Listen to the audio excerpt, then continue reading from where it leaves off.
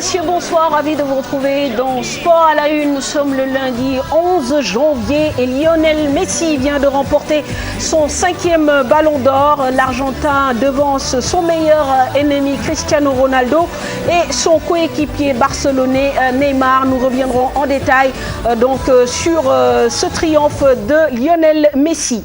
Jeudi dernier, c'est le Gabonais Pierre-Emerick Aubameyang qui connaissait la joie d'un premier sac au titre de meilleur joueur africain de l'année 2015. Un triomphe à l'origine de la frustration de ses deux concurrents, Yaya Touré et André Ayew. Ligue 1, le Niambour de Louga tombe pour la première fois de la saison à domicile. Mbour Petite Côte battu par l'Olympique de Ngor n'en profite pas. Cette 8e journée de Ligue 1 a permis à la Douane de retrouver des couleurs. Une large victoire devant la Linguère pour renouer avec des ambitions de champion en titre et se projeter sur l'Afrique. En Ligue 2, Génération Foot et Teungueth FC ne se lâchent pas d'une semelle, 19 points chacun. Les académiciens sont leaders à la faveur de la différence de but de cette actu foot. Nous en parlerons avec notre invité Amsatou Fall, directeur exécutif de la Ligue Foot du football professionnel. Handball, Chersek claque la porte de la sélection nationale féminine. Il rejette le poste d'entraîneur adjoint proposé par Seydou Diouf. Le président de la Fédération nationale de handball était en conférence de presse cet après-midi. Nous entendrons les deux parties dans quelques instants. En deuxième partie de MAG, nous aurons le plaisir de recevoir notre chroniqueur Madio Père dans le cadre de l'ouverture de la saison de hippisme prévue le 24 janvier prochain. Les buzz du web, c'est avec Momodou Ndiaye. Yaya Touré qui dit vouloir laisser l'Afrique aux Africains en prend pour son grade. Voilà pour le sommaire. Merci de votre fidélité et bienvenue à tous.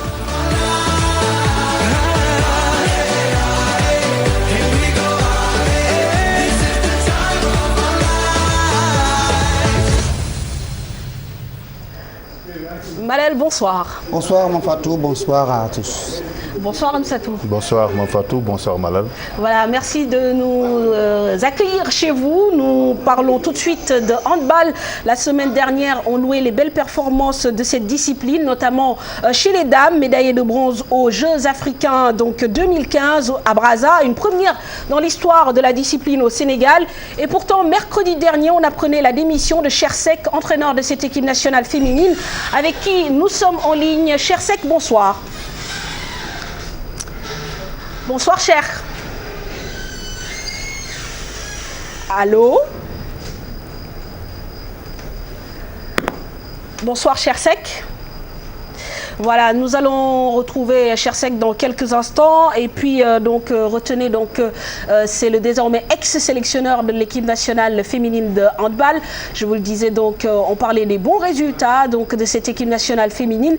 C'est vrai que Malal, en attendant de retrouver Cher, on a été relativement surpris par cette décision. Oui, une décision qu'il a annoncée après que les fédéraux aient pris cette mesure pour nommer à la tête de cette équipe nationale du Sénégal un étranger, un blanc, pour, disent-ils, relever le niveau technique pour expliquer cette décision. Cet après-midi, le président de la Fédération sénégalaise de handball, Seydou Diouf, a fait face à la presse. Il a répondu aux questions des uns et des autres. Nous reviendrons sur cette conférence de presse qui a été couverte par notre reporter Papa Ning et Modou Diop tout à l'heure. Voilà, nous allons tout de suite d'ailleurs entendre Seydou Diouf, en attendant de rejoindre Chersek. Seydou Diouf qui s'est expliqué sur ces différentes décisions. On me dit que Chersek est en ligne. Alors c'est un jeu de ping-pong, c'est pas grave. Alors Cher, bonsoir. Allô?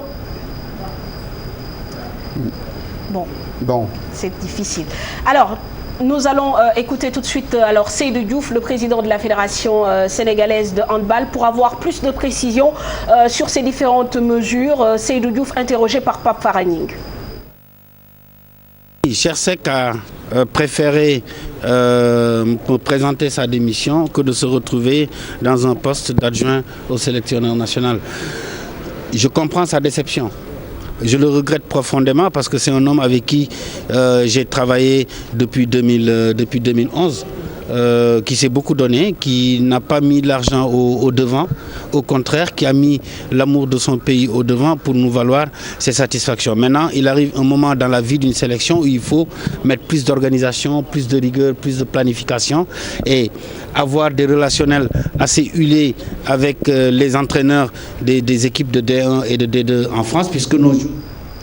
Voilà, donc Seydou Diouf qui réagit à la démission de Chersek, qui nous avait promis de répondre à nos différentes questions, mais que nous n'arrivons plus à joindre. Donc la décision a été prise. Frédéric Bougeant, qui est entraîneur de Fleury-les-Aubrais, donc en division 1 de handball en France, donc va prendre le relais. Évidemment, dans ces cas, on le sait, les entraîneurs essaient donc d'avoir deux clubs en même temps, Donc ils font des piges avec l'équipe nationale du Sénégal. C'était le cas de Chersek. On me dit qu'il est en ligne.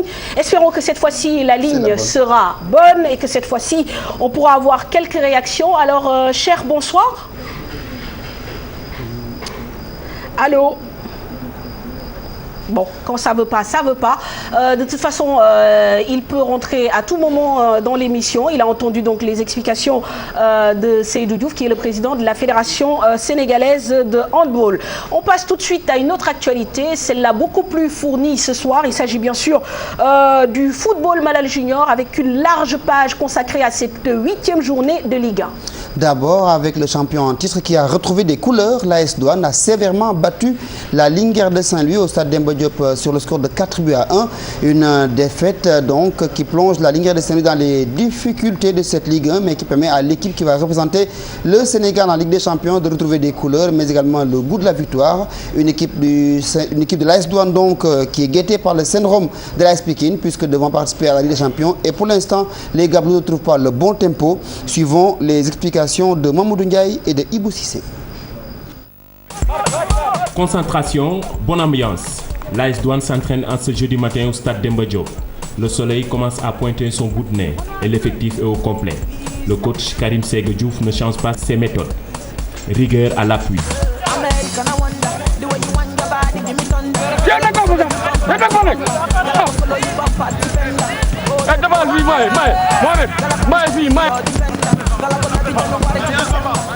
Et pourtant, cette rigueur du coach tarde à être traduite sur le terrain en ce début de championnat, que l'équipe Gabolou a démarré timidement.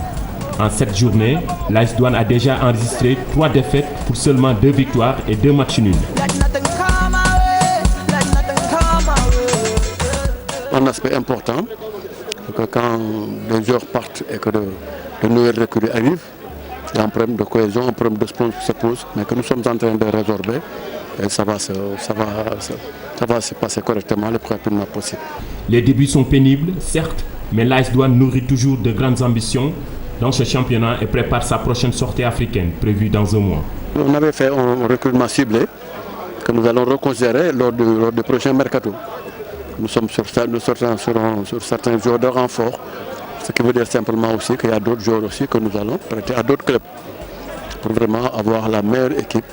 Alors qu'ils puissent maintenant gérer les compétitions nationales, avoir des ambitions aussi fortes dans ces compétitions, mais surtout mettre en place une équipe africaine. Karim Ségue peut déjà compter sur son attaquant et buteur, l'international Ibrahima Sori Keita. De retour de sélection, Sori Keita a déjà fait trembler les filets. Le commun buteur de la saison dernière envisage de faire aussi bien que la saison passée. L'équipe a besoin de moi, mais on fera tout pour accompagner cette équipe, Inch'Allah. C'est un garçon aussi, alors je du poids, vraiment qui a un mental fort, et d'autre part aussi, je pense que son physique, alors vraiment ne l'a pas encore abandonné. C'est un joueur dont nous avons besoin. 9e avant l'entame de la 8e journée, l'AS Douanes se doit réagir durant le week-end et s'imposer devant la Linguère. Je crois qu'on a trouvé notre meilleure façon de jouer. On va se démontrer le match prochain, Inch'Allah, contre la Linguère. Face à la Linguère de Saint-Louis, équipe également en grande difficulté. Les Gabolous ouvrent le score dès la 29e minute sur penalty, grâce à Daouda Gueye. Juste avant la pause, nous sommes à la 47e minute. Les Samba Ligueurs égalisent. Au retour du vestiaire, la défense saint-louisienne sombre sous la pression des Gabolous. Daouda Gueye redonne l'avantage aux siens et réalise même un triplé dès la 63e minute. Après quelques semaines de doute, cette victoire vient à point nommé. Daouda Gueye et Sori, on peut dire que c'est un duo complémentaire. Sori peut être devant, ou juste derrière Daouda Gueye et vice-versa. Donc moi je pense que c'est un duo complémentaire, vraiment dont rêve toute bonne équipe, vraiment que cela continue.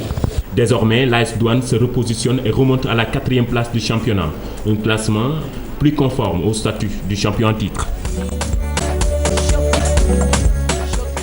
Voilà, le réveil était forcément nécessaire, Malal, Amsatou, et surtout on a vu un attaquant qu'on n'attendait pas forcément, Daouda Gueye, qui réalise un triplé pour permettre à l'AS Douanes justement de souffler un peu, d'avoir une bouffée d'air.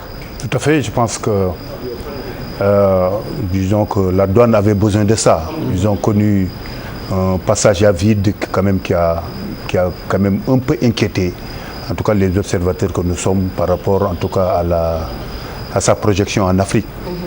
Vous savez, quand il faut jouer l'Afrique, il est toujours important d'avoir une quiétude psychologique et surtout d'avoir une stabilité de performance. C'est ça qui vous donne un peu plus de confiance. Je me rappelle quand j'étais à la Jeanne d'Arc, à chaque fois que nous jouions, disons que nous étions sur une dynamique de victoire. Ça, c'est important pour l'Afrique. C'est vrai que l'effectif de la Jeanne d'Arc n'a pas trop varié. C'est un effectif qui est resté presque le même, avec même des renforts. C'est ça qui a inquiété un peu. Certainement, disons, la mayonnaise n'avait pas encore pris. On l'espère avec les 4 buts et surtout le triplé, disons, de Daouda qui marque des buts. Hein. C'est pas simplement ses premiers buts. Hein. Il est le meilleur buteur actuellement de la Ligue. Exactement. Il est né donc, il en est à 7 buts. Donc avec Soli, comme l'a dit l'entraîneur, effectivement, c'est un duo complémentaire. On l'espère. Oui. En tout cas, tout ce que le mal qu'on souhaite à la Douane, c'est qu'à partir, disons, de cette large victoire, malheureusement évidemment pour la Linguère, notre ville, hein, nous espérons avec cette large victoire qu'ils vont pouvoir stabiliser la performance. Et cette stabilisation de la performance va leur permettre, disons, de bien entrer en matière, disons, dans la Coupe d'Afrique. Mais pourquoi nos clubs, Amsatou, en tant que techniciens, d'après vous, ont du mal à confirmer?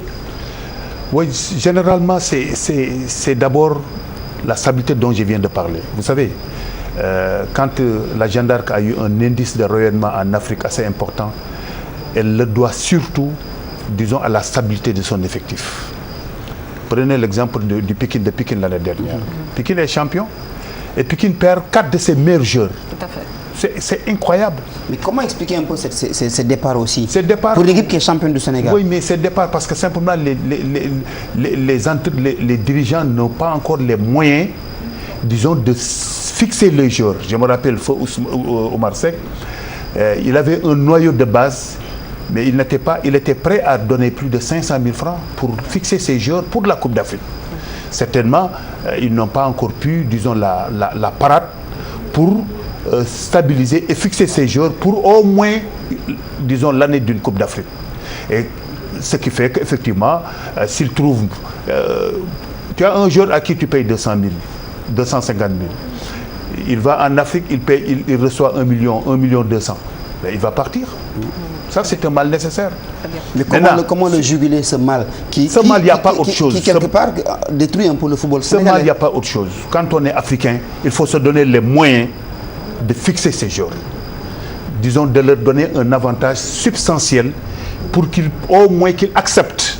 Parce qu'il y a également une acceptation du joueur, qu'ils acceptent malgré que à l'extérieur, ils auront toujours plus. Mais au moins qu'on leur donne comment dirais-je, un avantage substantiel pour leur permettre, en tout cas, pour accepter de jouer pour le pays et de jouer pour leur équipe. Tout à fait. Alors, donc, notez, comme vous le disiez tout à l'heure, que Daouda Gueye donc, a marqué donc, au cours de ce match ses 5e, 6e et 7e réalisations, ce qui n'est pas rien, en 8 journées. On espère que peut-être il va dépasser le ratio des meilleurs buteurs donc, de la Ligue 1 qui, sur les dernières saisons, n'ont jamais. Donc il y a 9. Voilà, le dernier avait 9. Atteint. L'année dernière. Bon, peut-être qu'en 8 journées, il est parti sur un bon rythme. Tempo, alors, oui. Amsatou, il y a aussi une question qui se profile à l'horizon, c'est-à-dire ce tour préliminaire de la Ligue africaine des champions. On sait que l'AS Douane va rencontrer le Oroya AC. Pour le moment, les Guinéens n'en sont qu'à 3 journées de championnat, mais on imagine que d'ici le mois de février, ils auront plus de compétition dans les jambes. Comment fait la Ligue pour aider les clubs sénégalais dans ce genre de compétition? Bon, la première chose d'abord qu'on a faite, c'est de démarrer le championnat très tôt. Pour leur permettre d'avoir le maximum de compétitivité. Rappelez-vous, il y a 4 ans, 5 ans, nos équipes se faisaient éliminer très tôt parce que le championnat démarrait au mois de décembre, au mois de janvier. Et ils avaient à peu près 2-3 matchs ou 4 matchs, maximum 4 matchs, en tout cas pour jouer les premiers matchs de Coupe d'Afrique. Cette année, depuis 2 ans, on démarre toujours nos compétitions très tôt pour permettre en tout cas à nos équipes d'avoir le maximum de compétitivité qui n'ont pas de... Cette compétitivité n'a pas de raccourci ni de substitution. Il faut l'avoir ou il ne faut pas l'avoir. Bon, ça c'est la première chose qu'on a faite. On a permis en tout cas à l'équipe de la Douane, au moins quand elle va jouer la Coupe d'Afrique au mois de février, elle aura au moins une... À la limite même, le championnat aller va se terminer. Si la Douane va jouer le 14, nous, le championnat aller va se terminer vers le 13. Ils auront au moins 13 matchs dans les jambes, ce qui n'est pas rien. Tout à fait. Ça, c'est important. Comment il s'appelle l'AS Douane également. Génération Foot. Génération Foot. Elle est dans la même enseigne parce qu'elle va jouer à peu près 12 peut-être même le 13e certainement ils ne vont pas le jouer, mais au moins ils vont avoir 12 matchs. Tout à fait. Génération Foot qui est africaine mais qui est beaucoup plus, disons, fédération, parce que c'est la fédération qui gère, disons la compétition africaine. C'est la fédération. Mais nous, en tant que Ligue sénégalaise de football, il est clair que la Douane va partir avec au moins une dizaine de millions, en tout cas pour jouer l'Afrique. 10 millions. Que la Ligue va donner. Ah oui. La Ligue professionnelle. La Ligue professionnelle va donner. Pour toute la compétition ou pour une ou deux rencontres? Non, au moins pour le premier tour. 5 à 10 millions, au moins pour le premier tour, et ça va crescendo. Plus il avance dans la compétition, et plus en tout cas notre sponsor va permettre en tout cas à Orange, à la douane, disons, de pouvoir bénéficier en tout cas de ces... Alors, Amsatou, une autre question aussi, peut-être une suggestion d'ailleurs. Qu'en est-il de la supervision? C'est-à-dire qu'aujourd'hui, est-ce que la Ligue peut se substituer au club pour aller superviser les adversaires? Vous, en tant que technicien, d'autres entraîneurs qui sont au sein de la Ligue professionnelle, pour aider aussi ces clubs qui vont en Afrique, que ce soit Génération Foot ou l'AS Douane? Je pense que c'est une très bonne remarque. Vous savez, le haut niveau a ses exigences. Le haut niveau également, ça c'est un aspect du haut niveau. On ne peut pas jouer le haut niveau et ne pas méconnaître totalement l'adversaire. C'est vrai. Mais on ne peut pas être plus royaliste que le roi. Si la Douane sollicite la Ligue pour la supervision, la Ligue le fera volontiers. D'autant que, bon, moi je ne suis pas un administratif pur et dur, je suis un technicien, je suis en Afrique, je suis avec la CAF, donc ils savent, parce que je les aide quelque part. Je les aide en tout cas. Vous aimez toujours le terrain? Ah oui, bon, je suis toujours sur le terrain parce que je suis parti il y a moins de 2 mois, je suis parti en tout cas aux Comores. Il y a 2 mois, j'étais parti à Sao Paulo pour former des entraîneurs. Donc je suis encore toujours sur le terrain. Donc si la Douane en tout cas sollicite la Ligue pour justement, disons, superviser, nous le ferons volontiers. Et certainement, nous le ferons, nous participerons même, disons, à cette supervision. En tout cas pour mais normalement, vous devez avoir une base de données puisqu'on se rappelle bien que la sélection locale de la Guinée avait éliminé celle du Sénégal sur la Il y a 6 jours de Oreya. Il y avait 6 jours de Oreya. Amara avait entraîné l'équipe de Oreya. Mais cela n'exclut pas. Cela n'exclut pas une supervision d'un de leurs matchs ou 2 de leurs matchs. Cela n'exclut pas. On sait qu'aujourd'hui, la sélection à Oreya en a 6 dans la sélection locale. Très bien. Alors voilà, j'espère que le message est entendu. Les Gablous, si vous avez besoin du coup de main de la Ligue, on le ferait volontiers. Voilà, et surtout qu'on a de très bons rapports avec le président Bassirou par rapport en tout cas à cela. Nous l'aidons un peu quelque part, en tout cas à trouver de bons joueurs. Moi-même, je les avais suggérés en tout cas, quelques pistes en tout cas par rapport à ces Jeux au niveau de l'Afrique. On reste en Ligue 1, toujours au stade Demba Diop, avec donc la belle victoire de l'Olympique de Ngor devant Hambourg Petite Côte. Donc les Ngorois qui ont infligé aux Pélicans leur première défaite à l'extérieur, relégable donc au soir de la 5e journée. L'Olympique de Ngor remonte à la 7e place avec cette deuxième victoire en 3 journées. Pape Faraning. L'Olympique de Ngor a fait un bond en avant avec cette belle victoire devant Hambourg Petite Côte. Pape Edouard Latouf a doublé la mise après le but de Famara Mané.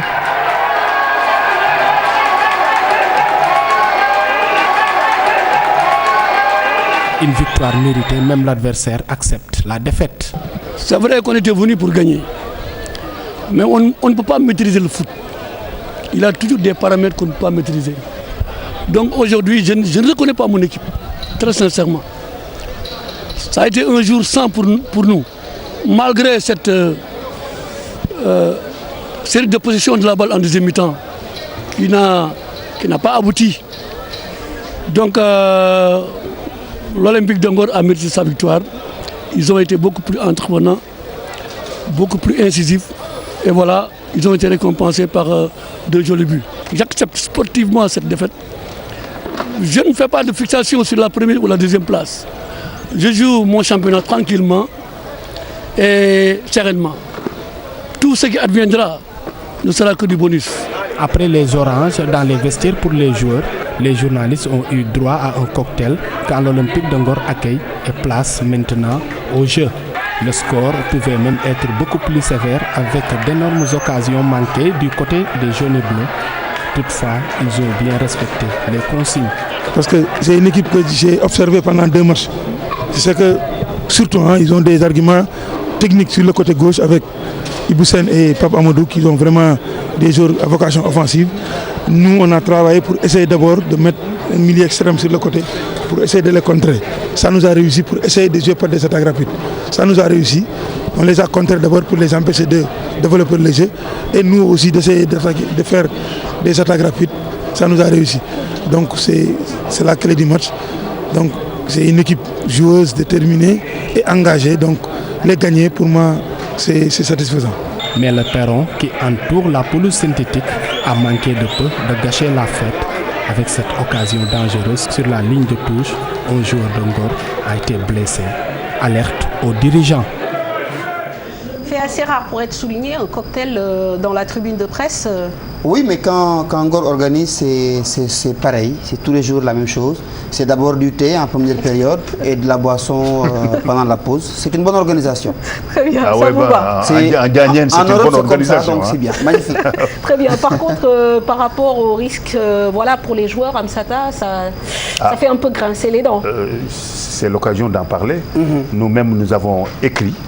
Je suis à la télévision, on a écrit en tout cas à la direction du SAD un courrier pour leur dire que, attention, il y a du dur, du ciment tout autour du terrain, il faut le couvrir, disons, de moquettes.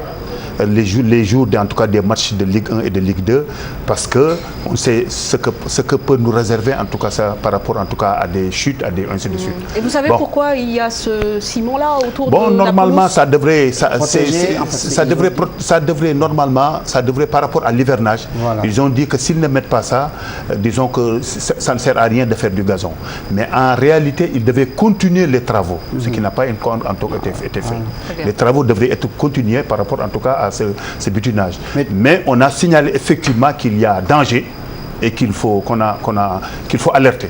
J'espère que ce qui s'est passé cette semaine, la direction du SAD va prendre des mesures. À Demba Diop aussi, on a noté une nette amélioration sur le plan de l'éclairage.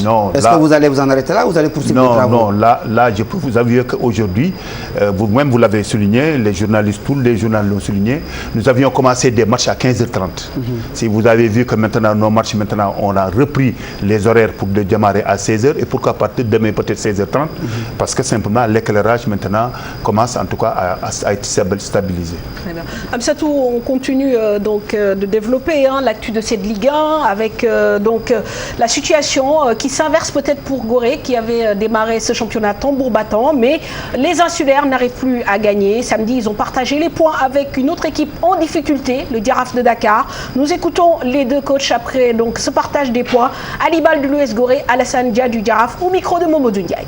C'est ça le championnat, c'est des péripéties.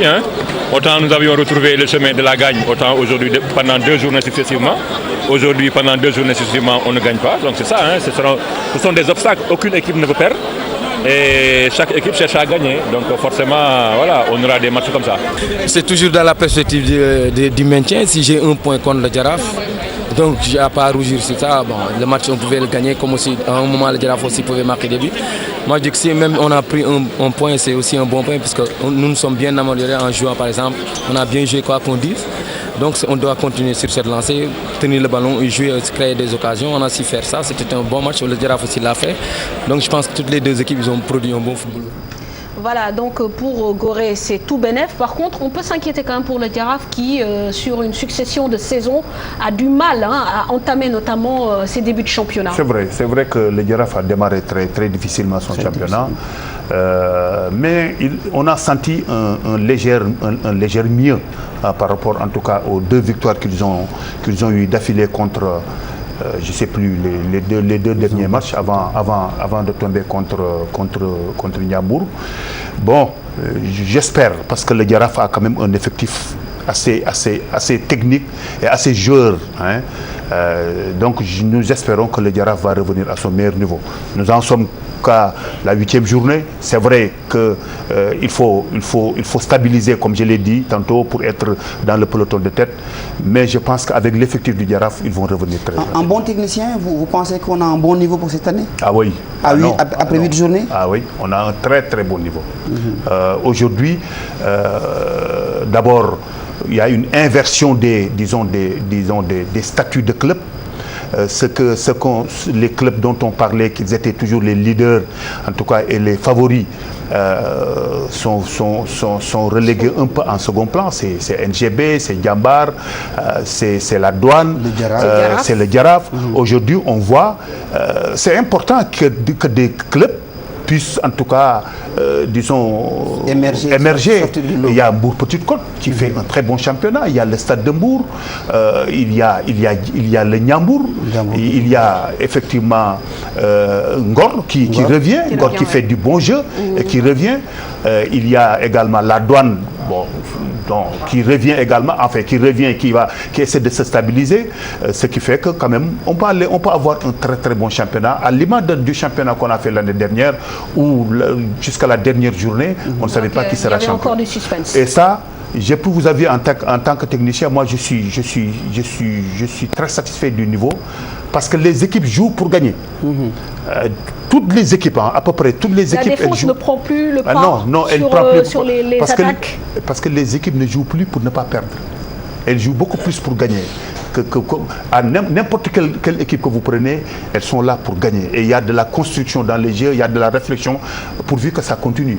Parce que bon, on espère que ça va continuer, parce que maintenant, les choses sérieuses, quand elles vont venir, on n'aura pas. Est-ce qu'on aura toujours des équipes qui jouent pour gagner? Et c'est ça aussi le deal, quoi.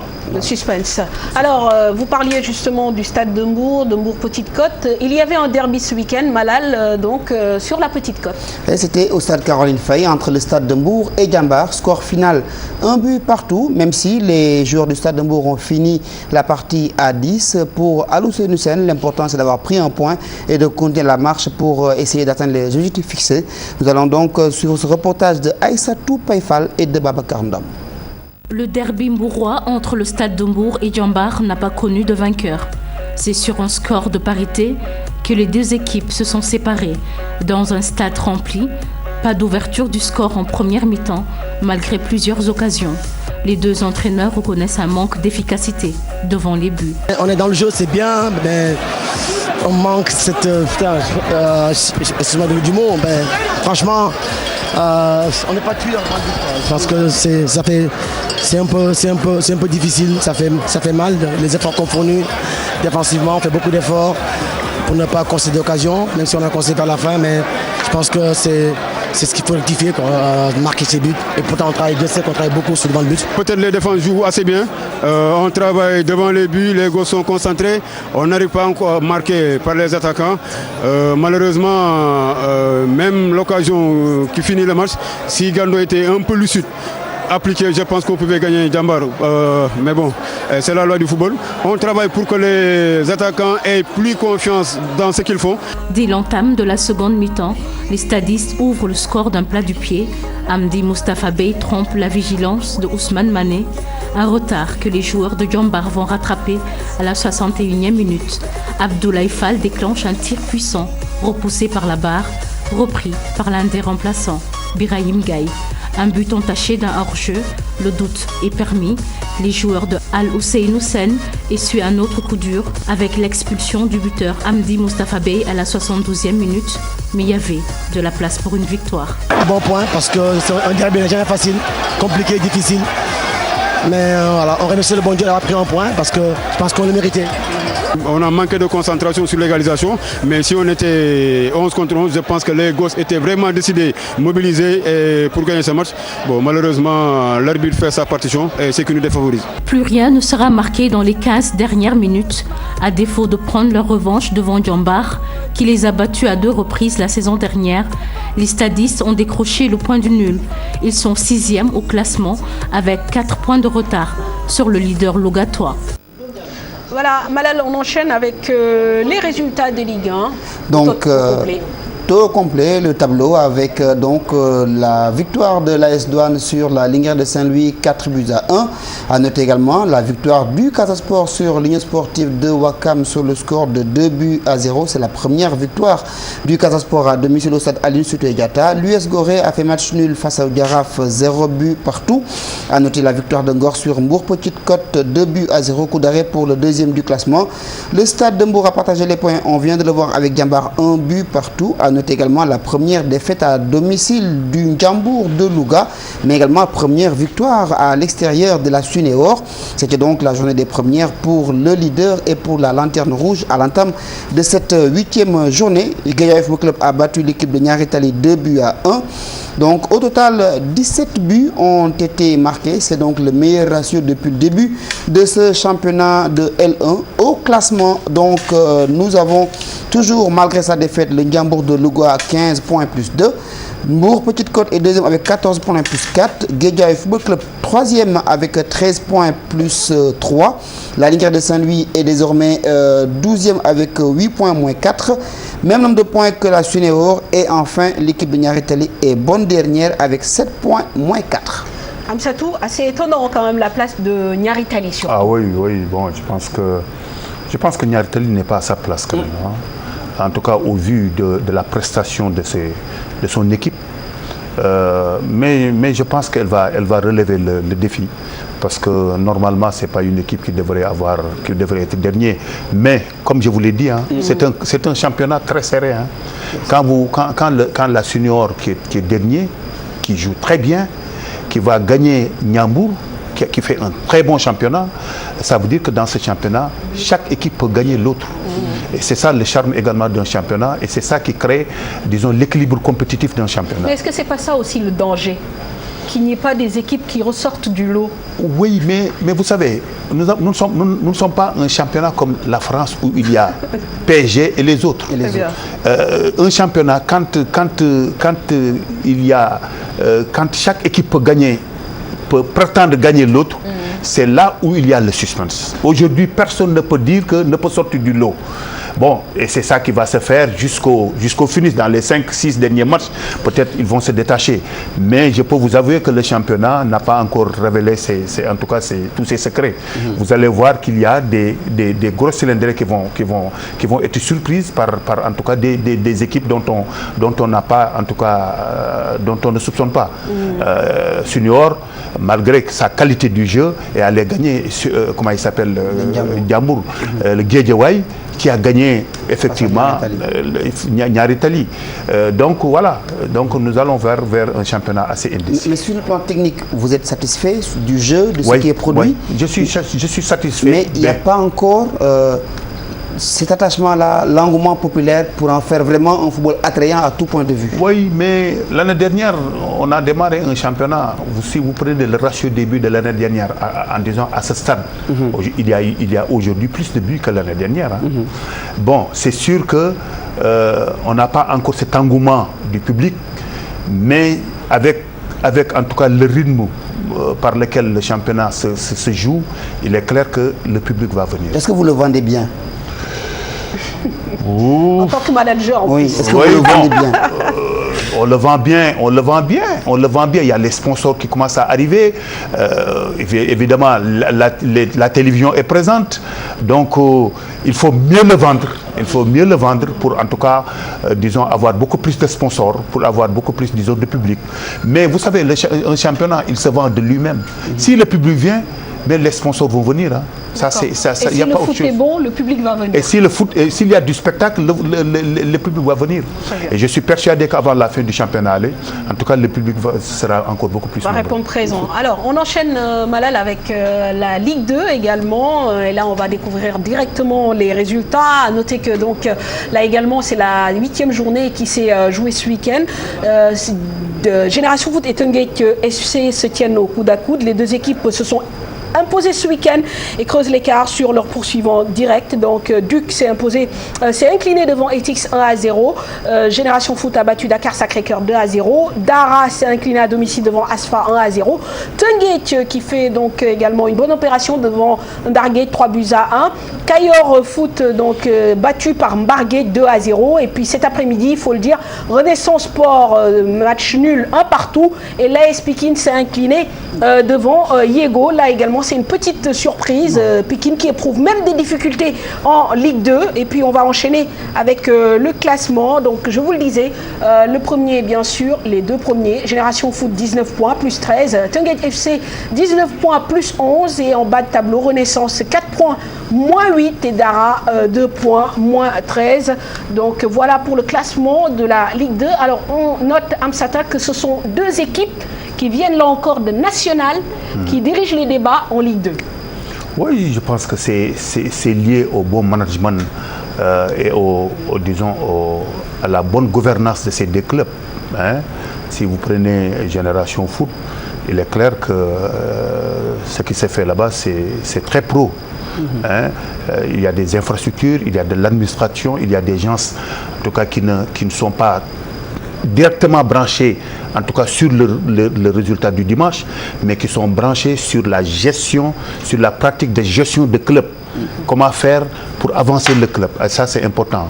Tungate FC également, ils ont démontré l'année dernière, effectivement, en tout cas, qu'ils avaient en tout cas un bon management de club, qu'ils ont essayé de reproduire cette année, ce qui fait que c'est sans surprise qu'ils sont devant. Et il faut s'attendre à ce que, disons que ces deux équipes en tout cas puissent tenir la dragée très haute pendant longtemps. Maintenant, la journée époustouflante en tout cas de cette journée, ce sera certainement à la 13e journée. Mais Malal, c'est un peu ça le paradoxe, c'est-à-dire Génération Foot avec une organisation, des infrastructures, tout le contraire de Tungate FC, dont on sait que le stade est en mauvais état, avec des moyens beaucoup plus limités. C'est ça un peu aussi le charme du football sénégalais. Oui, mais je pense que Tungate FC, c'est vrai qu'ils n'ont pas le stade, mais je pense que derrière, il y a tout un management. Hein. Nous qui gérons en tout cas les clubs, on sait qu'ils sont à jour dans les salaires, ils nous envoient toujours l'état des salaires. Donc on sait que c'est une équipe qui est organisée. Qui est organisée au plan d'abord de l'effectif des joueurs, mais également au plan de l'effectif, de son staff. Ce qui fait que, moi je ne suis pas surpris qu'ils aient, en tout cas en début de championnat, ce résultat. Voilà, donc comme je vous le disais, un large point. Mais je pense que le mieux, ce serait qu'ils aient leur terrain. Et malheureusement... Comme tous les clubs d'ailleurs. Voilà, malheureusement, à Rufisque, ils n'ont pas de terrain. Et on ne comprend pas. Oui, il y a encore des travaux. C'est un stade qui est en réflexion depuis très longtemps. Depuis très longtemps. Depuis très longtemps. Voilà, donc le point sur la Ligue 1, la Ligue 2, c'est fait. On aborde un autre point de l'actualité, Malal, avec une mise au point du ministre des Sports, Matar Ba, pour les sélectionneurs des équipes nationales. Mise au point faite à l'occasion de sa visite au stade Alassane Djigo qui est en chantier. Matar Ba est clair, plus question de payer les salaires aux entraîneurs qui cumulent des fonctions. Pour être plus clair, les entraîneurs qui sont à la tête des sélections nationales et qui sont sur le banc des clubs ne recevront plus leur salaire. Matar Ba l'a dit à l'occasion de cette visite. Du côté des entraîneurs concernés, on préfère observer le silence. Et du côté de la fédération, on invite les uns et les autres au dialogue. Suivant ce reportage de Al Ousseinouba. Plus de cumul de fonctions pour les sélectionneurs, une règle réaffirmée par le ministère des Sports cette semaine. Les membres des staffs techniques des sélections nationales qui allient entraîneurs en sélection et en club ne seront plus payés. Ce n'est pas le seul problème du cumul qui se pose. C'est le problème de disponibilité du budget. C'est-à-dire que l'État nous avait dit nous ne pouvons pas payer tous les entraîneurs. Donc ce n'est pas seulement le problème du cumul. Si l'État nous dit tout de suite, si vous enlevez le cumul, nous payons, mais nous sommes disponibles et les entraîneurs seront prêts à le faire. Les concernés, eux, préfèrent garder le silence et éviter toute polémique sur la question. Ça fait 12 ans que j'ai fait ce poste-là, mais ça ne m'a jamais posé de problème. Donc je suis tranquille à mon poste, comme tu le dis, mais je pense que la réponse est au niveau des instances. Au niveau de la fédération, on évite au dialogue, notamment du côté du ministère, pour bien clarifier la situation. Il y a simplement effectivement une discussion effectivement qui peut avoir sur la forme, effectivement, comme je vous ai dit, de paiement par campagne. C'est-à-dire que donc là, par exemple, on l'a expérimenté avec Joseph Koto, où pendant tout le temps qu'il était donc en préparation donc pour la CAN U23, CAN U20, jusqu'à la fin, effectivement, les entraîneurs étaient rémunérés régulièrement. Les salaires impayés sont le lot commun des entraîneurs qui rappellent que d'ailleurs, pour la plupart, ils ne sont rémunérés que lors des campagnes. En faisant une sorte de rappel, le ministère des Sports veut sûrement s'épargner de mauvaises surprises. Alors, Amsatou, que vous inspire ce débat? C'est un débat assez difficile, assez complexe. Parce que, de mon point de vue, un entraîneur national, il doit être envié. Il doit être envié par ses pairs qui ne sont pas entraîneurs nationaux. Parce qu'un entraîneur national, c'est un statut. Maintenant, nous avions à l'époque dit qu'au niveau de l'équipe nationale A, de l'équipe nationale locale, ils peuvent ne pas entraîner. Et au niveau des titulaires, parce que nous étions sur le fait que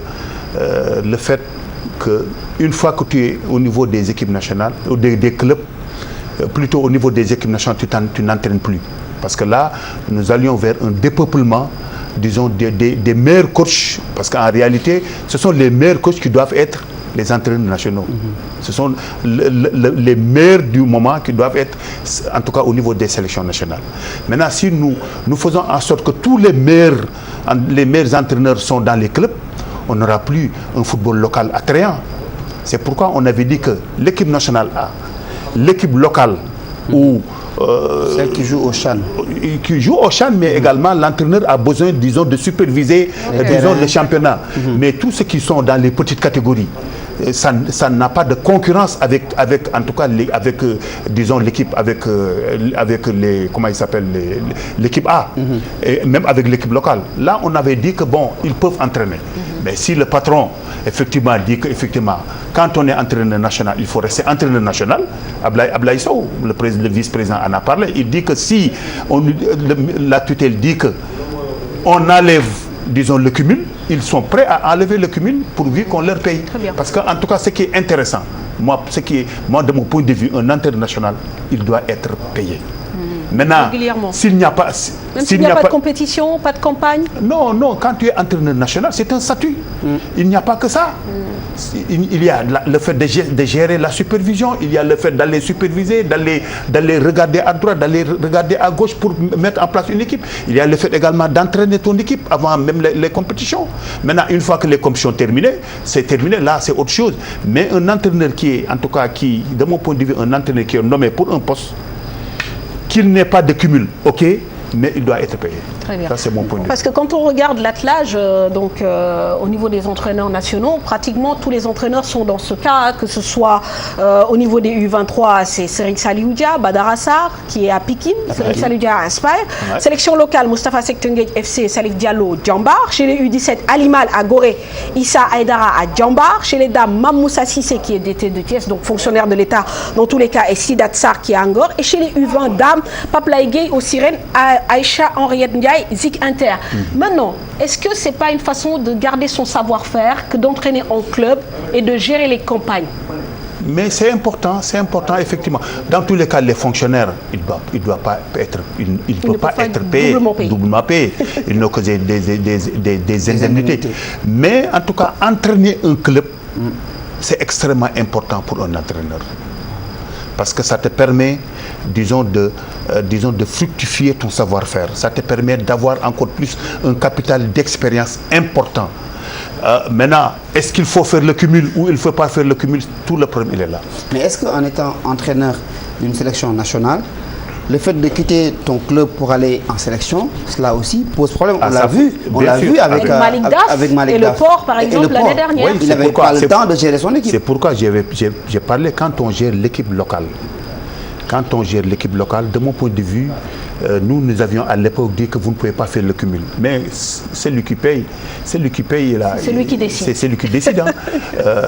Le ministre peut-être n'a pas les moyens, en tout cas, de payer tout le monde. Alors il dit que celui qui fait le cumul, il ne peut pas payer celui qui fait le cumul. Aux entraîneurs, maintenant, disons de choisir entre faire le choix d'être sélectionneur national ou faire le choix d'être dans ton club. Très bien. Les entraîneurs assez prudents d'ailleurs. Assez prudents, ils ont préféré pour l'instant observer le silence pour laisser peut-être la tempête passer pour y voir plus clair. Très bien. En tout cas, mais ils sont concernés. Hein. Ils sont directement impliqués. Ouais. Ils sont directement sous la tutelle quand même d'une fédé, peut-être qui peut porter leur voix. Oui, mais Abdoulaye Sow vient de dire que le vice-président vient de dire que si on enlève les cumuls, ils sont prêts à demander aux entraîneurs de ne pas faire le cumul. Tout à fait. Alors, on passe à l'actualité du foot sur le continent et celle-ci commence par nous avec cette fierté ressentie par tout le Sénégal à l'annonce du prix du Fair Play accordé au comité Alekaza, un prix mérité. Après avoir séduit le Sénégal, le comité Alekaza a fini de séduire tout le continent à l'occasion notamment des 2 CAN organisées au Sénégal. Toutes nos félicitations au comité Alekaza et dans ce cadre, nous allons suivre d'ailleurs les réactions de Salif Diallo, journaliste, et Abdoulaye Sow, vice-président de la Fédération sénégalaise de football. Je pense que nous tous, acteurs du football sénégalais, nous devons nous inspirer de ces supporters-là, qui montrent à travers une persévérance, à travers un bon cadre organisationnel, à travers une solidarité, qui sont capables de pouvoir aller au plus haut sommet de l'Afrique et du monde. C'est un baume au cœur pour nous Sénégalais parce qu'on a organisé 2 CAN ici, hein, un CHAN et une CAN. On n'a rien gagné, c'est un baume au cœur. Et puis bon, c'est pas une surprise pour ce que ces supporters-là font chaque année depuis beaucoup d'années, depuis plusieurs années. Je pense que c'est bien et puis c'est la voie à suivre à tous les supporters sénégalais. Parce que parfois on voit des choses qu'on n'aurait pas envie de voir dans les stades. Je pense que le Casa gagne, que le Sénégal perd ou le Sénégal gagne, ils sont toujours égaux à eux-mêmes. Donc je pense que dans ce sens-là, c'est une belle leçon que le Sénégal donne à travers le Casa à l'Afrique et au monde. On ne peut qu'être ravi, j'imagine que voilà, c'est votre sentiment aussi. Oui, ravi d'avoir un comité assez sportif, assez fair play. Moi, j'avoue que je vais au stade quand Casa Sport vient à Dakar, pas pour voir le football, mais pour les écouter chanter. C'est magnifique. C'est magnifique. Ouais. Je pense que ça vient à son heure, ce couronnement, parce que c'est un groupe de supporters qui ne supportent pas toujours le Casa, malheureusement. Heureusement. Parce que, rappelez-vous de la finale. Oui, la Coupe de la Ligue. Casa contre Génération Foot. Mais ils ont supporté le Casa quand le Casa jouait, mais même quand le Casa a été éliminé par Génération Foot, ils ont continué à supporter Génération Foot. Vous prenez l'exemple de l'Afrique du Sud qui a éliminé le Sénégal. Ils ont continué à supporter l'Afrique du Sud parce que les joueurs de l'Afrique du Sud, ils étaient venus devant eux. Mais ils ont continué, même dans la défaite, ils sont toujours présents. Et ça, je pense que, en tout cas, bravo pour ces supporters. Voilà, Alekaza, révélation de l'année 2015, on va dire. Alors, on va justement poursuivre sur la liste des récompensés avec PEA, Pierre-Emerick Aubameyang, élu meilleur joueur de l'année 2015. Le premier Gabonais de l'histoire à avoir donc gagné cette récompense dans le football africain. Récompense qui lui a été donnée par la Confédération africaine de football. La cérémonie s'est déroulée donc à Abuja et qui a consacré ce joueur qui a évolué à 26 ans donc d'abord à l'AC Milan puis Saint-Etienne avant donc de faire le bonheur aujourd'hui du Borussia Dortmund. Le Gabonais est devenu une véritable menace pour les adversaires et pour les défenses. Suivons ce papier de Fatou Kinedem. Lendemain de sacre, Pierre-Emerick Aubameyang est accueilli comme un héros à Libreville. Le joueur de 26 ans est le premier Gabonais à remporter le trophée de Ballon d'Or africain, de quoi rendre fier son peuple. Une histoire, une récompense logique. Quand on sait que Pierre-Emerick était sur des performances assez intéressantes depuis quasiment l'année de la fin de la saison dernière, pour nous c'est la récompense d'un travail bien accompli parce qu'il a grimpé les échelons, il était déjà sur ce podium-là l'année dernière. La veille à Abuja, au Nigeria, s'est déroulée la cérémonie des GLOCAF Awards qui récompense les meilleurs acteurs du football africain. André Ayew, Yaya Touré et Pierre-Emerick Aubameyang sont les 3 nominés pour le titre des meilleurs joueurs africains de l'année et l'attaquant de Borussia Dortmund en est l'heureux vainqueur. Avec 143 points, il devance de 7 unités le milieu ivoirien Yaya Touré. Remercier tous les Gabonais, tout le peuple gabonais, ce trophée est pour eux. À 26 ans, le Gabonais inscrit son nom dans le palmarès des GLOCAF Awards. Né en France, à Laval, Aubameyang a toujours évolué dans une famille de footballeurs. Son père et son grand frère sont 2 anciens joueurs professionnels. Pour sa pointe de vitesse, il y réalise 2 saisons pleines. En 2013, il signe au Borussia Dortmund en Allemagne. Pour sa première saison, l'international gabonais inscrit son nom dans l'histoire de la Bundesliga en devenant en Guinée équatoriale. Le capitaine des Panthères avait été le héros malheureux de la CAN co-organisée par le Gabon et la Guinée équatoriale en 2012. En quart de finale contre le Mali, au tir au but, PEA manque un penalty et permet aux Aigles du Mali de se qualifier en demi-finale. Si ses talents de buteur et de vitesse ne font plus l'objet d'un doute, son côté fantasque non plus. Le franco-gabonais aime célébrer ses buts en portant des masques en référence aux héros du monde cinématographique. Voilà, PEA sacré. Alors, on va demander très rapidement à Amsatou comment il apprécie l'attaquant qui est Pierre-Emerick Aubameyang.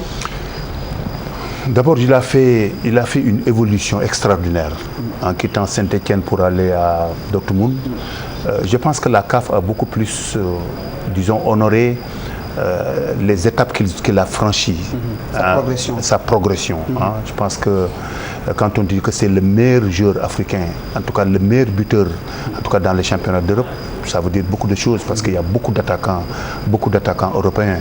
Je pense que c'est un titre qui est mérité parce que il est mérité du point de vue, disons, de la progression que le joueur a eue pendant 2 ou 3 ans. Et je pense que c'est assez mérité quand même. Voilà. Alors, justement, vous en parlez, il est mérité. Apparemment, tout le monde ne le pense pas. Notamment, c'est Yaya Touré qui dit désormais vouloir s'occuper de lui-même et laisser l'Afrique aux Africains. André Ayew, lui aussi, s'est posé des questions sur l'attribution du titre, puisque lui-même a été finaliste de la CAN et co-meilleur buteur. Sur cette polémique, nous écoutons le point de vue du journaliste Salif Diallo. C'est exagéré parce que je pense qu'il faut savoir perdre dans la dignité. C'est un grand joueur. Surtout que les problèmes qu'il pose, on peut nuancer ça parce que lui, il a eu à gagner quand même le Ballon d'Or. Or, la Côte d'Ivoire n'avait pas gagné cette saison-là. Je ne suis même pas sûr qu'il avait gagné en club. Donc, c'est vraiment, il a été limite quoi. Il a été limite hors jeu. Mais il pose un problème réel. Aujourd'hui, les récompenses à la fin des saisons, faut-il que la CAF prenne en charge sa compétition la plus importante, c'est-à-dire la CAN, ou bien faut-il faire attention au club? Parce que je dis, pourquoi je dis que c'est un problème réel qu'il pose? Les joueurs, les internationaux africains ont tendance à ne pas venir à la CAN parce qu'ils ont la pression des clubs.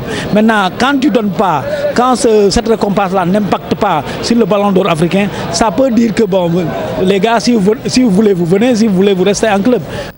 Alors sur la forme, beaucoup ont réagi en disant que Yaya Touré a été maladroit, notamment sur certaines critiques.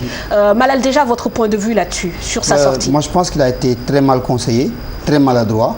et qu'il faut savoir perdre dans la dignité et suivre l'exemple du Casa. Très bien. Par contre, les critères de choix, effectivement, est-ce que pour les années de Cannes, il ne faut pas plus se focaliser quand même sur cette compétition, parce que Aubameyang, quoi qu'on dise, est éliminé au premier tour de la Cannes. Yaya, il est champion d'Afrique. André Ayou, finaliste.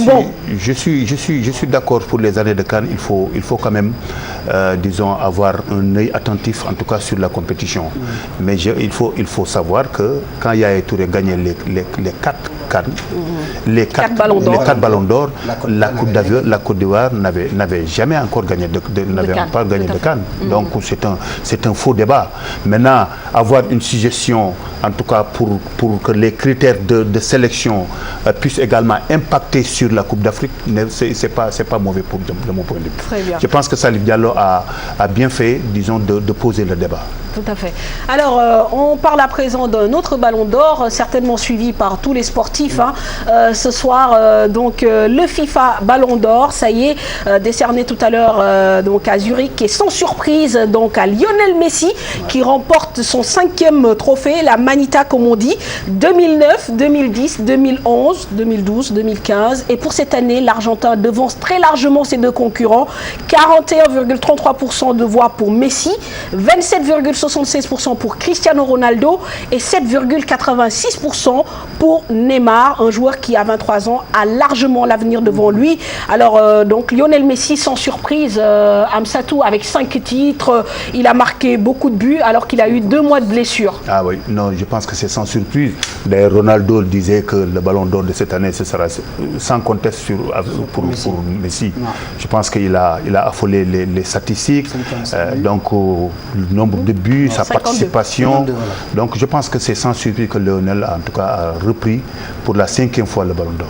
Alors, vous qui avez connu les Pelé, Maradona, Platini, Johan Cruyff, est-ce qu'aujourd'hui on peut dire que Lionel Messi est le meilleur joueur de tous les temps?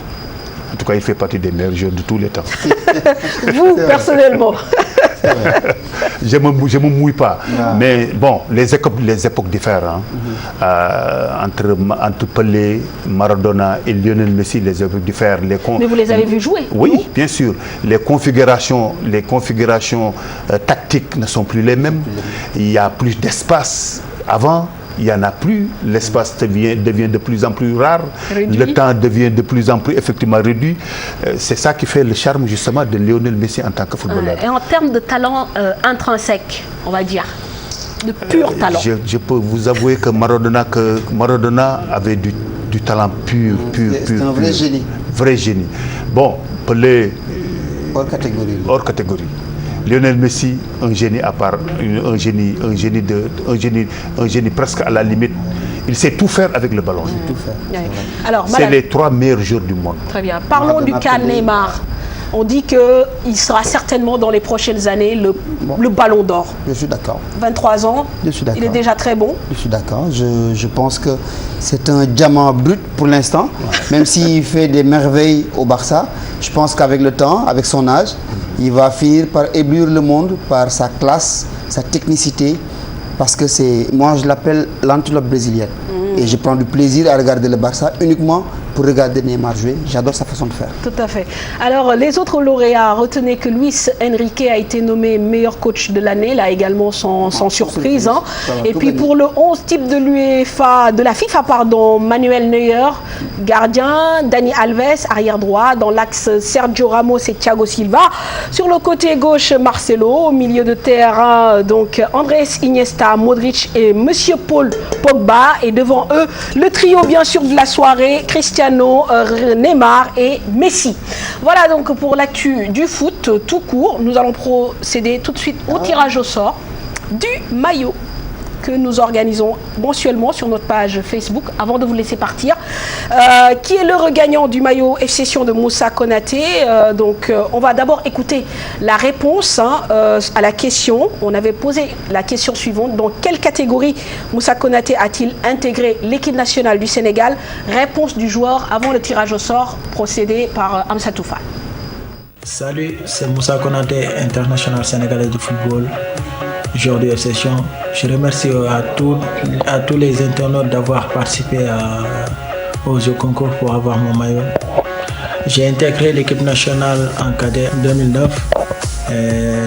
Après ça, j'étais avec les juniors en 2010 et 2011. J'étais en même temps avec les juniors et avec les Olympiques. Voilà, j'ai été présélectionné en même temps aussi avec l'équipe locale. En 2012, j'ai intégré l'équipe première. Je présente mes merveilles à tous les Sénégalais, à tous les gens qui me suivent, qui sont partout dans ce monde, et à tous mes fans. Je remercie la TFM aussi d'avoir fait ce jeu, et puis voilà. di leen ñaanal aussi ngeen yàgg fi te seen liggéey di gën a am barke. Voilà, l'international sénégalais dont le maillot sera gagné certainement par un monsieur ou une dame qui a répondu à la question. Moussa Konaté qui a commencé très tôt avec l'équipe nationale du Sénégal. Alors, Amsatou, à vous l'honneur. Ouais. Vous allez tirer au sort un nom et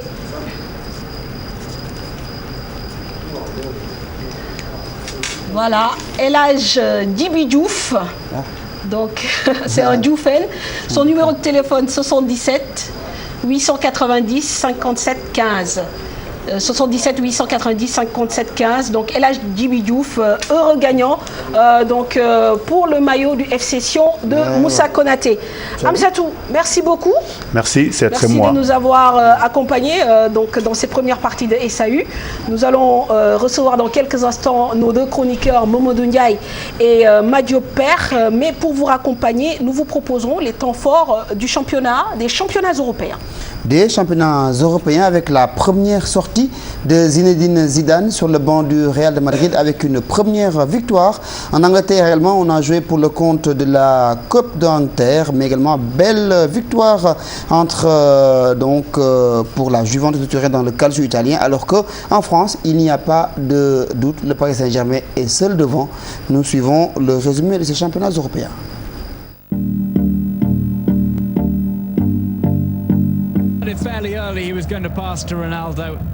L'attraction du week-end, c'était les grands débuts de Zinedine Zidane en tant qu'entraîneur du Real Madrid lors de la 19e journée de la Liga.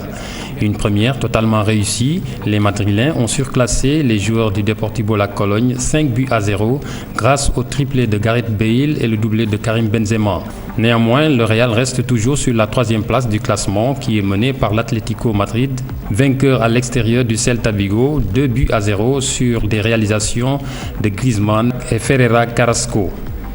Barcelone, en dépit d'un match en retard, est deuxième après sa nette victoire sur Granada 4-0. Messi en a marqué 3 et Neymar 1. Si en Espagne, les 3 premiers ont tous signé une victoire, ce n'est pas le cas en Italie à l'issue de la 19e journée de la Série A. Leader jusque-là, l'Inter s'est incliné à domicile devant Sassuolo 1-0 pour se retrouver 3e. Il est devancé maintenant par Naples, nouveau leader qui s'est baladé à Frosinone 5-1, dont un doublé du meilleur buteur du championnat, Gonzalo Higuaín. La Juventus, sur une série de 8 victoires consécutives, monte pour la première fois de la saison sur le podium.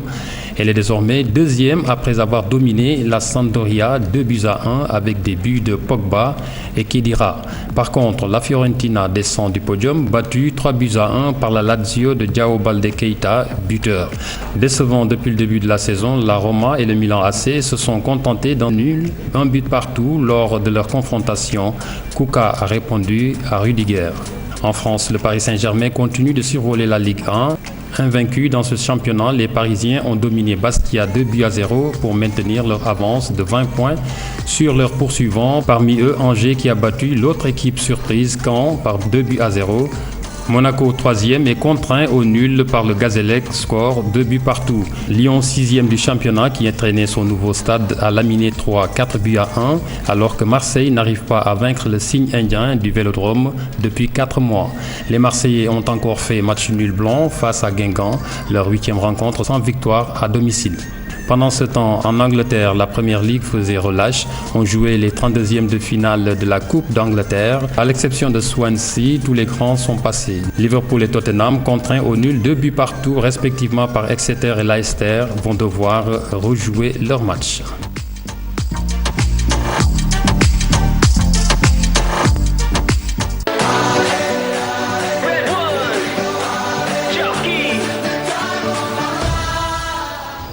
On était avec Daniel Diouf et on reste avec Cheikh Sadibou Diarra pour le basket NBA, toujours avec les Golden State Warriors. On parle beaucoup de Stephen Curry comme un leader, mais un autre joueur pointe son bout de nez, c'est Draymond Green qui aligne les triples-doubles. Une équipe enchaîne aussi les victoires depuis quelques temps. Ce sont les Los Angeles Clippers. Récit avec Cheikh Sadibou Diarra et Ibou Kane. Golden State Warriors dans la conférence Ouest et Cleveland Cavaliers dans celle de l'Est dominent la NBA, mais Los Angeles Clippers est l'équipe du moment. La bande à Chris Paul est sur 9 victoires consécutives, série en cours, le tout sans son All-Star Blake Griffin et face à de bonnes équipes. À l'opposé des Clippers, les Timberwolves de Minnesota ne gagnent plus depuis le 30 décembre dernier. Les coéquipiers de Gorgui Sy-Dieng alignent les défaites. La dernière en date face aux Mavericks de Dallas pour la 5e de suite. Sur le plan individuel, la performance de la semaine est à mettre au profit de Draymond Green des Warriors. L'ailier fort aux multiples talents enchaîne les matchs à triple-double, disputés dans 4 catégories de statistiques. Green vient d'en réaliser 4 en 5 rencontres pour un total de 8 cette saison.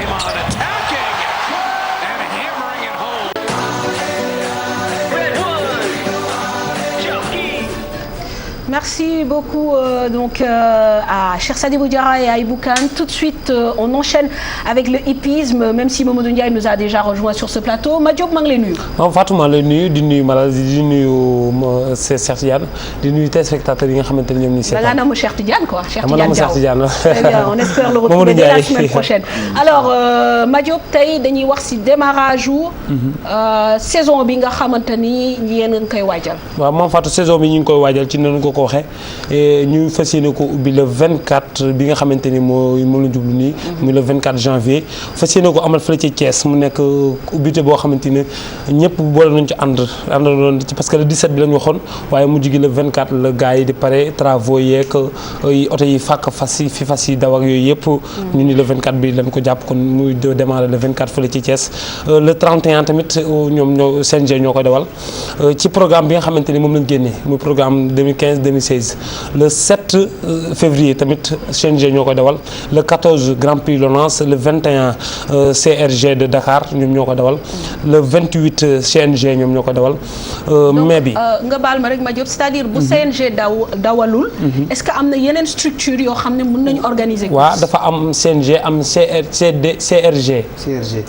régional de gestion waaw de gestion ñooñu ñi nga xamante ni CNG bu Dakar ñoom ñoo leen jël teg leen foofu ci région yi ñu leen dawalal fu mel ni CRG de Dakar foofu Omar Baw moo ko jiitee Mbacké am na Saint-Louis am na kenn ku ne jox na la date boo xamante ni bu àggee ca ngay dawal. mais am ngeen ay promoteurs privés. am na ay promoteurs privés. ku ci mel ni Renaissance africaine Papis Niang moo ko dawal nekk doomu président CNG course hippique yàggu ko dawal at mu jot di ko dawal di ci def innovation yoo xam si ne ñu bari sax ñu ngi dawal te innovation yooyu defuñu ko. très bien beneen laaj bi tamit mooy ci wàllu décentralisation maanaam ren est-ce que dëkk yëpp dinañ dawal ci saison. moo nekk nii ci programme bi ren yaakaar naa dëkk yëpp dawal nañ fu ci mel ni Mbacké daaw gëjoon na dawal depuis 6 ans yi ni ñu toog dawal ñu ren dina dawal 2 journées fu ci mel ni Daara Jolof daaw dawal na ren tamit dina dawal Tivaouane dina dawal Fatick gëj naa dawal ren dina dawal parce que fu la président dëkk xam naa dina fa yóbbu incha allah ay courses yu bari dëkk yu bari ren doon woon dawal te ren incha allah bu neexee yàlla def nañ leen ci programme bi pour ñu dawal. yaakaar nga ni que ren dinañu wane ay courses en direct ci télévision yi TFM. waaw loolu amoon na Grand Prix chef d'État bi passé sax en direct lañ ko defoon. en direct la ko RTS defoon. que loolu moom depuis bi télé yi commencé dugg ci course ba léegi loolu ñu ngi koy innové ku ci mel ni Papis Niang Grand Prix de la Renaissance da ko def direct Grand Prix Grand Prix chef d'État bi ñu génn.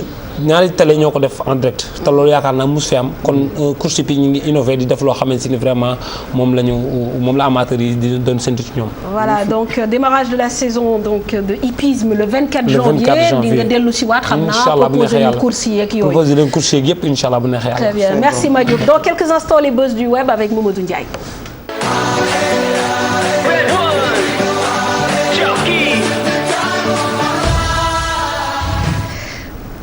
Monsieur Ndiaye, bonsoir. Bonsoir ma Fatou. Comment allez-vous? Ça va, bonsoir Malal. Après la course, l'hippisme, on revient au foot. Très bien, ça vous change de Ndiaye Poba. Ce soir, c'est pas Ndiaye Poba, c'est Monsieur Ndiaye Momodou. Alors, on démarre avec le Ballon d'Or africain. On le disait tout à l'heure, qui a donc suscité une grande polémique. Oui, tout à fait, Mamfatou. Le Ballon d'Or a été décerné ce week-end à Pierre-Emerick Aubameyang. Après ce sacre, le Gabonais il a été accueilli comme un prince chez lui au Gabon. Il a aussi reçu les félicitations de tout le peuple gabonais, mais surtout sur les réseaux sociaux, il y a polémique. Et pourtant, certains Ivoiriens n'ont pas raté leurs compatriotes. Par exemple, le cas Yaya Touré, un Ivoirien très activiste sur les réseaux sociaux. Il se nomme Johnny Pacheco Antonio. Il est très populaire sur Facebook. Il n'est pas tendre avec le capitaine ivoirien. On va regarder l'élément.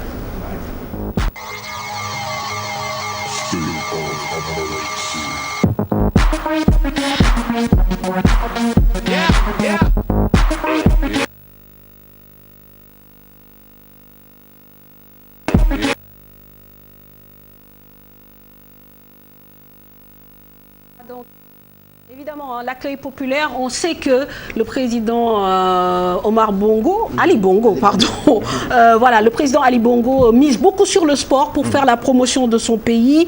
Ils sont en train d'organiser un tour cycliste. Là, dès l'attribution du titre à Pierre-Emerick Aubameyang, il s'est prononcé sur Facebook. Il a donc mis Aubameyang au rang de commandeur de l'ordre national et a donc suscité cet accueil populaire au stade, d'où ces images donc très entraînante. Oui, ici l'élément est prêt, on peut bien revoir la réaction de Johnny Pacheco Antonio. Le gars, je le disais tantôt, il est très populaire, il est activiste sur les réseaux sociaux et il n'était pas tendre avec voilà. Très bien. On va l'écouter. L'importance aux choses africaines. Je crois qu'aujourd'hui, c'est ce qui fait la honte aussi de l'Afrique parce que se comporter de la sorte, c'est indécent. Tu n'es même pas humble. Tu n'es même pas humble. Toi, tu es important. Toi, tu es qui? Toi, tu es poussière. Tu es vanité des vanités. Yaya Touré. Faut pas. C'est trop gonflé, hein, c'est pas bon. Attends, on va finir d'écouter puis on va poursuivre. Qu'est-ce qu'on peut faire avec? Je crois qu'aujourd'hui, nous, les propres Africains, nous ne montrons pas, nos propres origines, nous ne montrons pas que voilà, l'Afrique est importante à nos yeux. Nous privilégions plus l'extérieur que notre propre continent. Et c'est ce qui est décevant et c'est ce qui est lamentable. Nous préférons plus l'extérieur que notre propre continent. Mais Yaya Touré, quand tu jouais en Côte d'Ivoire, là, et qu'on t'a proposé d'aller jouer à l'étranger, il fallait refuser. Si tu étais tellement panafricain, si tu étais tellement un nationaliste, tu allais dire non, je vais jouer à Sec d'Abidjan, ici à Oasis ou c'est au Square de Bouna, je ne sais pas. Mais tu devais dire que moi je ne vais pas à l'étranger pour aller jouer. Parce que c'est l'étranger qui t'a fait, ta fortune tu as là, c'est à cause de l'étranger que tu l'as eu. C'est ça la réalité. Donc aujourd'hui, tu ne peux pas dire aux Africains qui préfèrent, hein, comme on appelle ça, ce qui vient de l'étranger. Celui à qui ils ont donné le trophée là, c'est pas un étranger, c'est un Africain. C'est un Africain, c'est un Gabonais. Donc tu te dois de le féliciter. Tu n'es pas le seul Africain sur la terre. Est-ce que tu es le centre de gravité de l'Afrique? Chers amis, l'importance. Voilà, donc Johnny Pacheco qui répond parce qu'en fait, il dit aussi que voilà, quand on dit Yaya Touré, c'est un Ivoirien, quelque part, quand il parle au nom de tous les Ivoiriens, raison pour laquelle il a souhaité quand même recadrer et donner son avis qui n'était pas le mien. Ouais, alors, on va quand même rester avec ce Ballon d'Or africain. Samuel Eto'o qui a tenu à féliciter Aubameyang et encourager Yaya Touré. Oui, le Camerounais, c'est sur son compte Facebook qu'il a publié le message, il a félicité tous les 3 jours. André Ayou, Yaya Touré et Pierre-Emerick Aubameyang, il a dit qu'il mérite les encouragements de l'Afrique. Alors, direction Espagne, lundi dernier, Florentino Pérez a fait de Zinedine Zidane le premier entraîneur français de l'histoire du Real de Madrid. Oui, le successeur de Raphaël Benítez a d'ores et déjà reçu le soutien de nombreuses personnalités du milieu du football. Les internationaux de 98 ont donné de la voix, par exemple pour le cas Christian Vicente Lizarazu, Fabien Barthez, Robert Pires, ont tous tenu à saluer la nouvelle fonction de leurs anciens coéquipiers en équipe de France via leur compte Twitter, que ce soit à la radio ou dans la presse. Très bien. Ils ont tous félicité Zidane pour cette nouvelle fonction. Voilà, Zidane qui a bien démarré sa saison, on va dire. Direction à présent la France et la Ligue 1, l'Olympique de Marseille peine à gagner au Vélodrome. 8 matchs, 0 victoire à Vélodrome, c'est incroyable. L'Olympique de Marseille a fait un match catastrophique selon le gardien de but. Mananda, il a posté son message sur son compte Twitter. Et Manfatou, le match a reçu une note de 5,25. C'est catastrophique. C'est la pire note. Jamais vu dans la rubrique de Canal Football Club. Alors, on termine à présent avec les vidéos bonus. Oui, comme le comité Alekaza a primé au GloCaf Awards On va revoir le spectacle proposé par les supporters d'Allez Casa lors de la finale de la Coupe du Sénégal 2015. C'était lors du match entre le Casa Sport et Génération Foot. Regardez.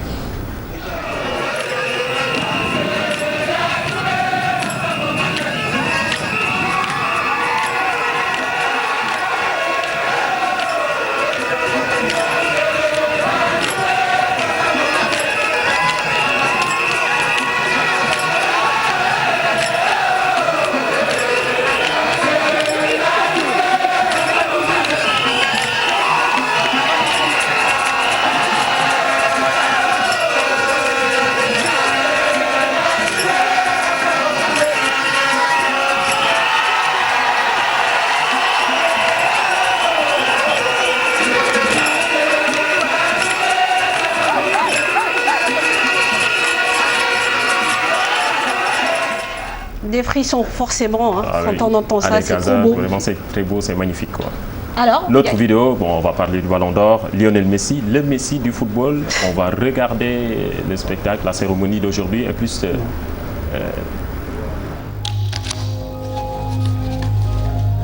Ladies and gentlemen, the FIFA Ballon d'Or 2015 goes to Lionel Messi. Voilà, merci Ndiaye, merci à Messi pour ses jolis gestes. Alors, Malal très taquin qui dit cette année, il s'était bien habillé. Ce matin, je l'ai vu à la télé avec un beau costume. Magnifique. Messi. Et qui était sapé comme jamais? Comme d'habitude. Paul Pogba. Wow. Paul Pogba qui dit qu'il voulait donc faire la concurrence à Messi, sauf que Messi cette fois-ci est rentré dans les rangs. Alors on va terminer cette émission, nous arrivons à la fin de cette émission. Alors je ne sais pas si vous connaissez le slogan de cette année. C'est le quoi? On bouge. On bouge. Comme disait notre patron Youssou Ndour. Cette année, on bouge. On bouge. Alors, on bouge et on va remercier justement des téléspectateurs qui nous regardent depuis le Mali, depuis Koutiala, notamment M. Tidiane Sanogo. On le remercie beaucoup. On va passer à Saint-Louis, faire un coucou à Papa Golbert Diagne. Et puis, on va faire un crochet à Bargny, remercier la Ndoyen Family. Magnifique. Voilà, à Bantou notamment et Belpouy. On va passer à Ouest Foire, faire un gros coucou à Maradia, notre cal. À vous et moi. On va revenir ici, on va faire un coucou à la régie à Tunkara. Je ne l'ai pas remercié la semaine dernière, et j'y tiens. Tunkara, merci à toi, merci à Muntaga. Et évidemment, on ne peut pas terminer sans remercier notre directeur et ses décorateurs pour ce magnifique plateau. Ndiaga, merci. Un plateau tous les 6 mois, ça ne se fait pas tous les jours. Merci pour ce magnifique plateau. Merci à toutes les équipes techniques qui ont permis la réalisation de cette émission, notamment Pierre Da Silva, les caméramans, Daouda, le preneur de son, et Yacine, la maquilleuse. Vous avez des mots? C'est le mois des remerciements. On remercie tout le monde. On remercie tout le monde. Tous les gens qui nous aident à avoir tout le temps la mine correcte. Très bien. Donc, notamment la famille, les partenaires, tout le monde. Et surtout une consoeur de la CNTV, à chaque fois qu'ils m'aide à retrouver mes éléments. En tout cas, c'est Aïcha Kamara. Magnifique. Merci. Maam Fatou ba tey CNG course hippique dañuy rafetlu émission bu baax a baax di wax ma chaque jour ni ma naa wax Maam Fatou ñu ngi lay seetaan vraiment di leen suivre. waaw waa course hippique ñu ngi leen di xaar si mais plateau bi. tey nag Maam Fatou Mbaye nga sant. Le temps. Non, j'ai pas compris, c'est pas grave. Excellente soirée à tous et à la semaine prochaine, Inch'Allah. Au revoir.